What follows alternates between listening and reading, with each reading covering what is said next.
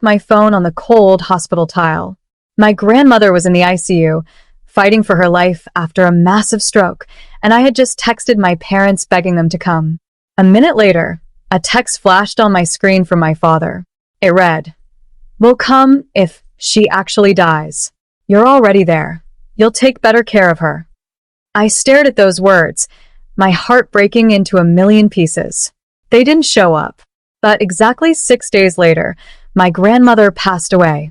At her packed funeral, my parents finally showed up, ready to play the roles of grieving heirs.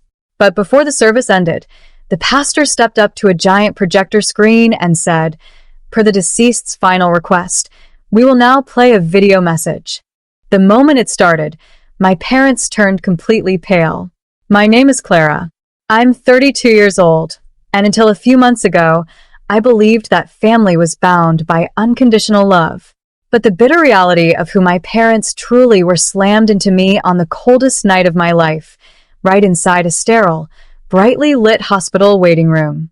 My grandmother, Evelyn, the wonderful woman who actually raised me, loved me, and taught me how to be strong, had just been rushed into emergency surgery after a sudden, massive stroke. The doctors told me her condition was critical, and every passing second counted. Terrified and alone, I sat on those hard plastic chairs, listening to the agonizing beep of distant monitors, with tears streaming down my face. Desperate for support, I pulled out my phone and called my father, John. It went straight to voicemail. I called my mother. No answer. My hands shaking violently, I typed out a frantic text message to them. "Grandma had emergency surgery. She's critical. Please come to the hospital right now." I waited, watching the screen, praying for a reply. A minute later, a text flashed on my screen from my father. I stared at the words, my heart instantly breaking into a million pieces. His reply was cold and entirely heartless. "You're already there. You'll take better care of her." They weren't coming. They didn't care if she lived or died. For 3 agonizing days, I lived in that hospital room, never leaving my grandmother's side. I watched the slow rise and fall of her chest, holding her fragile, warm hand while the rest of the world moved on outside the window. My parents never called. They never sent another text. It was just Evelyn and me against the quiet hum of the ICU. On the 4th morning, the heavy fog of her sedation suddenly lifted. Evelyn opened her eyes, her gaze clear and incredibly sharp. She looked at me, then slowly glanced around the empty, quiet room. "Where's John, Clara?" she whispered, her voice raspy but perfectly conscious. I choked back my tears, trying to find a gentle way to lie, but she saw right through me. She knew her own son. Instead of crying or showing heartbreak, a cold, intense sharpness settled into her eyes. It was a look of pure, final determination. "Give me your phone, sweetheart," she instructed smoothly, her voice gaining an unexpected strength.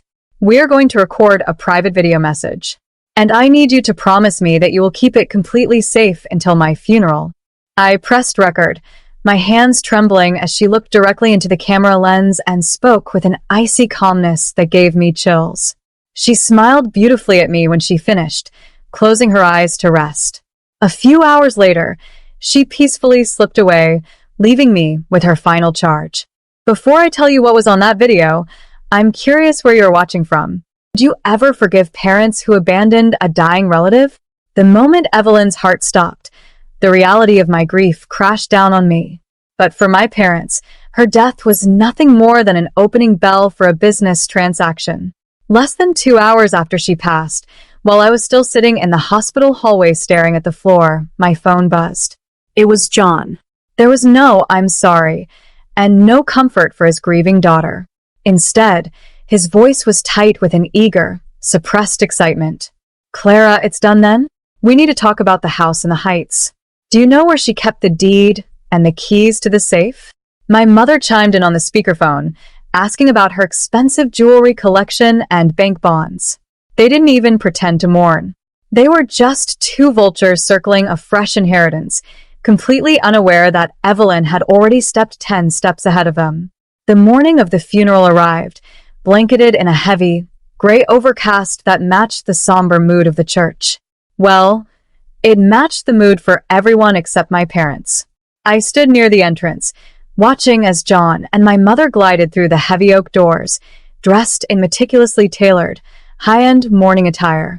John wore a pristine black suit, and my mother had on an oversized designer hat with a dark veil that felt entirely theatrical. They looked like Hollywood actors playing a role, immediately soaking up the collective sympathy of the townspeople who gathered in the foyer. "It's just devastating."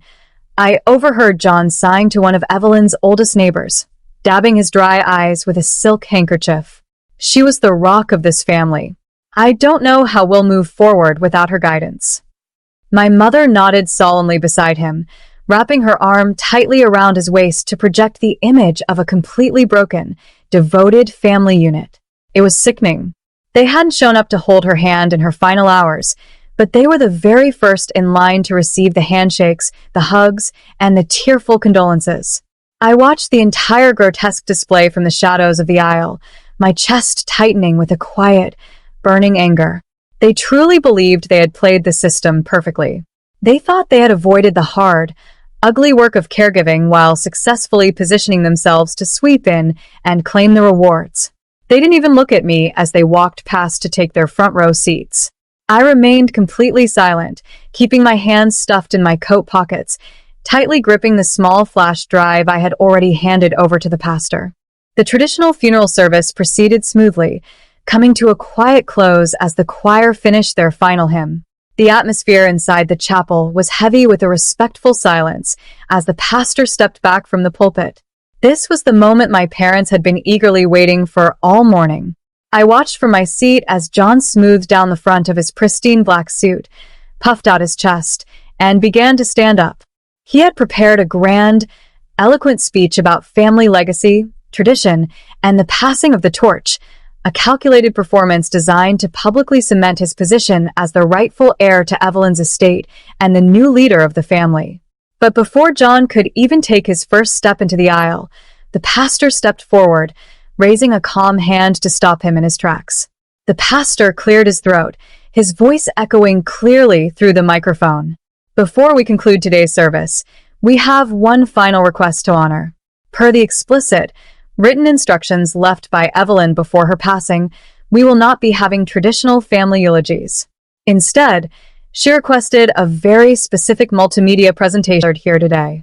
John froze midair, a look of profound confusion flashing across his face before he slowly sank back down into his pew. He shot a sharp, panicked glance over at my mother, who looked equally bewildered. They hadn't planned for this. Suddenly, the overhead chandeliers flickered and dimmed, plunging the entire chapel into absolute darkness. A low, mechanical hum filled the room as a massive white projector screen slowly began to lower from the ceiling directly behind the altar, commanding the undivided attention of every single person in the crowded church. The projector screen flickered to life, and suddenly, Evelyn's face filled the room. She looked calm, clear-headed, and incredibly sharp as she sat upright in her hospital bed. A collective whisper rippled through the pews, but it was instantly silenced when her voice echoed through the church speakers. "Hello, everyone," Evelyn said, her tone smooth and steady. "If you are watching this, it means I have passed away. I wanted to take this final moment to thank my wonderful friends, neighbors, and especially my granddaughter, Clara, who sacrificed everything to hold my hand until the very end." Then, her expression turned incredibly cold. She looked directly into the camera lens, her eyes locking onto the front row. "But I also need to clear up some family matters. I know my son, John, is sitting up front right now, likely wearing an expensive suit and pretending to mourn my passing." The crowd gasped. John stiffened, his face instantly draining of color. 3 days ago, as I lay dying in the ICU, Clara begged John to come. Evelyn continued ruthlessly. He didn't show up. Instead, he sent a text message. Suddenly, a massive image of the text conversation flashed on the screen right next to her face, displaying his heartless words for the entire town to see. "You're already there. You'll take better care of her." People in the congregation openly gasped, turning around to stare at my parents in absolute disgust. John only cared about my estate. Evelyn's voice boomed. So, let me make this official.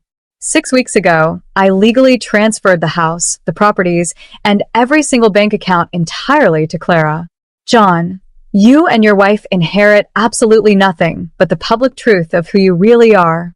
Goodbye. The screen went black, leaving the chapel in a stunned, suffocating silence. The deafening silence inside the chapel broke into a chaotic roar of whispers and outraged murmurs.